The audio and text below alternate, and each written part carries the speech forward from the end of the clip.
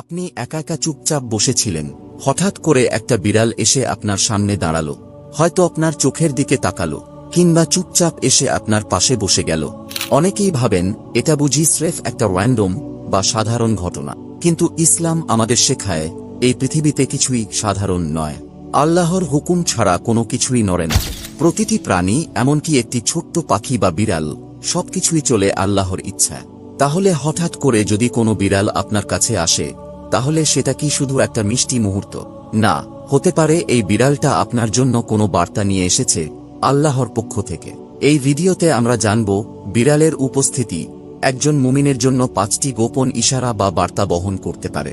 এগুলো কেবল কিউট মুহূর্ত নয়, বরং হতে পারে আল্লাহর ইশারা, একটি রুহানি পরীক্ষা বা কোনো লুকানো রহমত। আল্লাহ তার সৃষ্টি জগতের মাধ্যমে নানা উপায়ে আমাদের সঙ্গে কথা বলেন, আর এই সৃষ্টির মধ্যে প্রাণীরাও রয়েছে। তাই পরের বার যদি কোনো বিড়াল আপনার দিকে এগিয়ে আসে অথবা চুপচাপ এসে আপনার পাশে বসে পড়ে, তখন একবার থেমে ভাবুন, আল্লাহ কি কিছু বোঝাতে চাইছেন? চলুন জেনে নেই 5টি গোপন বার্তা, যেগুলো আপনি কখনোই এড়িয়ে যেতে পারেন না।